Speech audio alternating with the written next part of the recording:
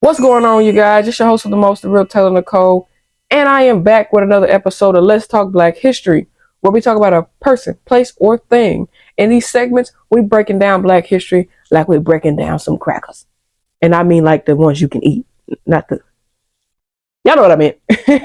But listen, we're going to sit in here. We're going to talk about these segments. We're going to break down these people, places, and things like we need to. Now, some of the information I found using Google, and some of it I might have already known.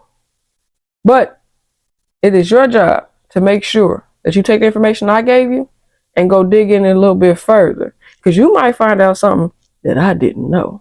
But the point is, I want you guys to look in, look strong, be strong, and let's talk about Black history.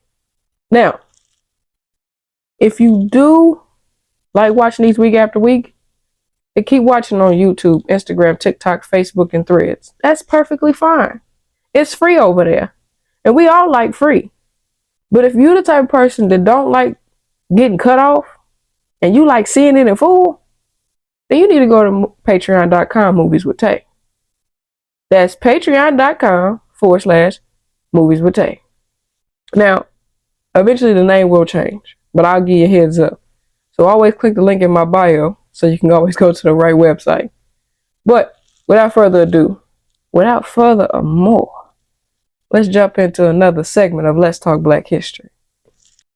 Now, what happened in the time period it happened in? So around 1937, Mr. Rustin attended a city college in New York, because he moved to New York in 1937. He became an active young communist because of his opposition for racial injustice, basically. So he joined the communist team, communist youth movement, if you will. And in that 2 years of why he was there, they had promised to educate and advocate for Black rights, right? The party was called the Communist Party of USA, CPUSA. Like I said, they were supposed to be educating and advocating for Black rights. However, once the Civil War, not the World War, the Civil War broke out in 1939, all that ceased. And when they stopped, this is why I say, when I was looking about Mr. Rustin, I respect so much about him, because when that stopped, he stopped. He backed away. Soon as they stopped advocating for Black rights, soon as they stopped promoting and doing what they said they would do for us, he walked away.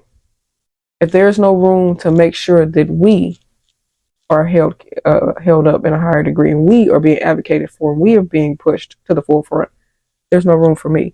And so Mr. Rustin backed away. He stepped away. Now, when he did leave and break away from the party, he ran into Mr. A. Philip Randolph, where the two of them worked together. See, before he ran into Mr. Randolph, Mr. Rustin was starting to plan a march on Washington, or a protest to Washington, should I say. And when he ran into Mr. A. Philip Randolph, Mr. Randolph and him decided to work together. Now, while they spent time working together, 2 years later, which would have been 1941, they both started planning against racial segregation in the armed forces with a peaceful protest. They were planning it, they were mapping it out, they were getting it together. So as time was going by, and they both were, like I said, 1941, they both were spending that time doing that. 2 years later, in 1943, Mr. Rustin decided to start teaching an intensive study course on CORE, which is Committee on Racial Equality.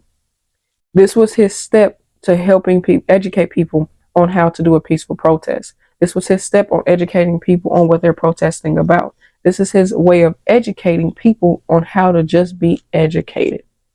So, fast forward 4 years later, 1947, Mr. Rustin ran into Mr. George Hauser, who is the executive secretary of CORE. Mr. Rustin is, of course. Mr. George Hauser was. Mr. George Hauser was the executive secretary for CORE for Mr. Rustin and Mr. Randolph. But they came together, and they continued to help develop the use of CORE to help ban against racial discrimination in interstate travel. So Mr. George Hauser and Mr. Rustin in 1947 decided, hey, let's come together, let's get a ban going to ban racial discrimination in interstate traveling. And they succeeded in that. They were working together, they succeeded in their plan, and they kept pushing. Now, don't get me wrong, they still had a long fight ahead of them, but they kept on pushing. So let's fast forward about 15 years up.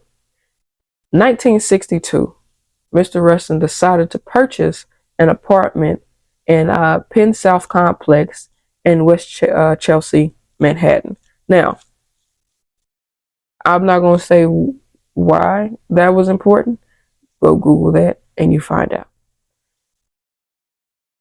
But when he purchased this apartment, his plan was to continue his design and his plan for the March on Washington for Jobs and Freedom. So during this time, he ended up coming across more gentlemen to work with, more partners, if you will. And one of those partners was, as we all appropriately know, as Mr. Martin Luther King Jr. He also continued working with Mr. A. Philip Randolph. He also worked with Mr. Ralph Abernathy and James L. Farmer Jr. He worked with these four men to continue his peaceful approach for the protest and march on Washington for freedom and jobs, right? So before I get to go a little bit further, most people know about those four men that I just spoke of, and when it comes to in regards to the March on Washington. But a lot of men did not know, not a lot of men, but a lot of people didn't know that those four men weren't the only men a part of that march. Mr. Rustin was a part of it. But see, the thing is, the group that they call themselves, which is the Southern Christian Leadership Conference, that's the name of the congregation, if you will.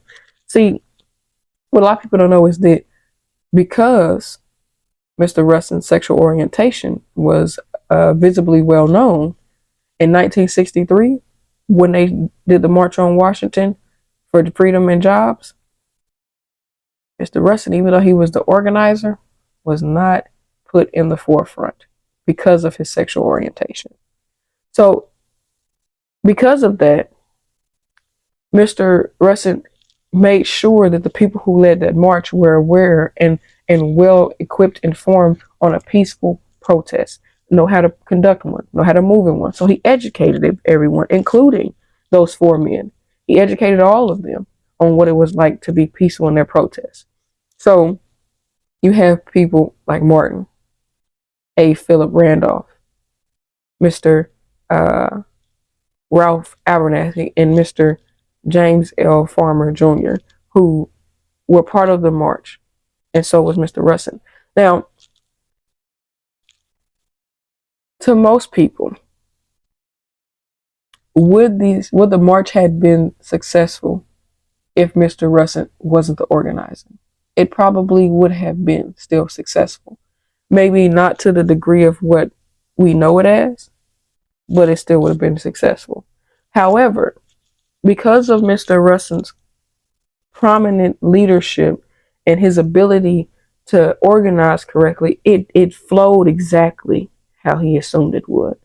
Now, based on the research that I did, most of the contributing factors when it came to protesting, when it came to civil rights, when it came to success in people being able to protest peacefully, Mr. Rustin is one of many